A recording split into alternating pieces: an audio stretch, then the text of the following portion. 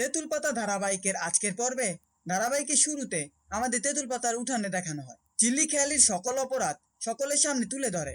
তখন বড় মা বলে, তুমি কি ধরনের মেয়ে, কি করে পারলে তুমি এসব কাজ করতে? মেজো কাকা বলে, একে কোনোভাবে এখানে রাখা যাবে না, একে বের করে দাও। তখন অমিত বলে, হ্যাঁ অবশ্যই, ও যে অপরাধ করেছে তার জন্য ওকে হাজতবাস করতে হবে।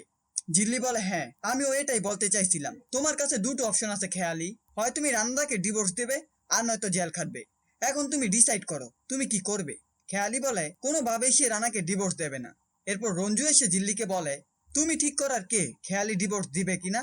তোমার কথায় সব চলবে নাকি তেঁতুল পাতায়? এটা কোনো নিয়মে নেই যে কাউকে এভাবে বাড়ি থেকে বের করে দেওয়া হয়। জিল্লি বলে, হ্যাঁ তেঁতুল পাতায় এটা নিয়ম নেই যে কাউকে বের করে দেওয়া যাবে। তেঁতুল পাতায় এটাও নিয়ম নেই যে কাউকে বের করে দেওয়া যাবে না, কিন্তু অপরাধীকে তো অবশ্যই বের করতে হবে। রঞ্জু বলে, তোমার কথা সবকিছু চলবে, তুমি কে সব বলার? আমার মনে হয় না রানা খেয়ালিকে ডিভোর্স করবে। এই বলে সে রানাকে জিজ্ঞেস করে। রানা বলে সে ডিভোর্স চায়। এরপর জিল্লি খেয়ালির দিকে আঙুল তুলে কথা বলতে চায়। ঠিক তখন রানা এসে খেয়ালিকে বলে, খবরদার তুমি আমার বোনের দিকে আঙুল তুলবে না। খেয়ালি বলে, কি বললে? তোমার বোন? তো তোমার পাতানো বোন কি জানে তুমি কি কি কাণ্ড করেছো?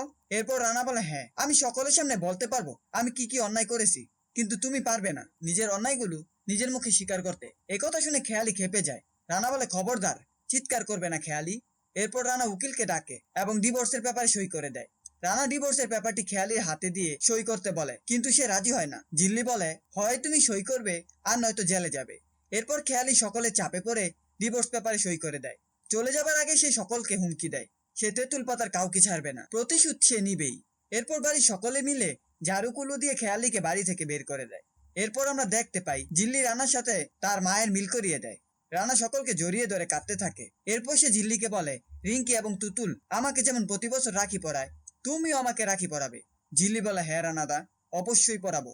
এরপর রঞ্জু বলে, তোমরা এটা ঠিক করলে না খেয়ালিকে চটিয়ে সে এই পরিবারের সকলের ওপর প্রতিশোধ নেবে, দেখে নিও। আমি আর যাই করি কখনো তাকে চটাইনি, তাই আমার সন্তানদের ওপর কোনো বিপদ আসেনি। ঋষি বলে, তুমি এটাই সব থেকে বড় ভুল করেছো। কে বলতে পারে তোমার ওপরও কোনো বিপদ আসলো? তখন জিল্লির প্রয়োজন পড়লো। রঞ্জু বলে, আমি মরে গেলেও কখনো এই মেয়ের থেকে সাহায্য নেব না। এই বলে সে চলে যায়। এরপর জিল্লি পরিবেশ স্বাভাবিক করার জন্য তার বড় মাকে বলে দুপুরের মধ্যে ধুমধাম করে খাবারের আয়োজন করতে। অন্যদিকে অমিত রিঙ্কিকে বলে, কাল আমি যদি তোমাকে কোথাও নিয়ে যাই তুমি কি যাবে? অমিতের মুখে এই কথা শুনে রিঙ্কি অবাক হয়ে যায়। ঠিক তখন জিল্লি সেখানে আসে এবং রিঙ্কিকে বলে, কুছ কুছ হোতা হে, কিন্তু রিঙ্কি কিছু বলে না। এরপর সে অমিতকে জিজ্ঞেস করে রিঙ্কিকে নিয়ে কোথায় যাবে, কিন্তু অমিত চুপ করে থাকে। পরবর্তী সিনে আমরা দেখতে পাই জিল্লি এবং তার বানর সেনারা ব্যালকনিতে আড্ডা দিচ্ছে। তারা বলতে থাকে অমিত রিঙ্কিকে নিয়ে ঠিক কোথায় যেতে পারে। এরপর রিজু এসে বলে, একথা যদি না জানতে পারে তাহলে মেরেই ফেলবে। জিল্লি বলে, বাড়ির কোনো বড়দের জানানো যাবে না এই বিষয়ে। ঋষিকে তো নয়ই, কারণ সে জানতে পারলে খুব খেপে যাবে আর বলবে নিজেদের ফিউচারের দিকে ফোকাস করো। এসব কি ননসেন্স কাজ কারবার হচ্ছে। জিল্লি এসব কথা বলতেই থাকে। ঠিক তখনই ঋষি এসে হাজির হয়। ঋষি জিজ্ঞেস করে কি নিয়ে আলোচনা হচ্ছে। তখন জিল্লি ঋষিকে উল্টাপাল্টা বুঝাতে থাকে যে তেমন কিছু না। এরপর ঋষি সকলকে সেখান থেকে ঘুমাতে যেতে বলে। শেষ সিনেমাতে দেখানো হয় জিল্লি মেঝেতে বিছানা পাচ্ছে ঘুমানোর জন্য, আর ঋষিকে বলে, আপনি ঘুমাবেন না? ঋষি বলে, আমার একটু কাজ আছে, আমি পরে ঘুমাবো। তখন জিল্লি বলে, আমরা রাত জেগে আড্ডা দিলেই দোষ, আর আপনি রাত জেগে কাজ করলে কিছু হয় না।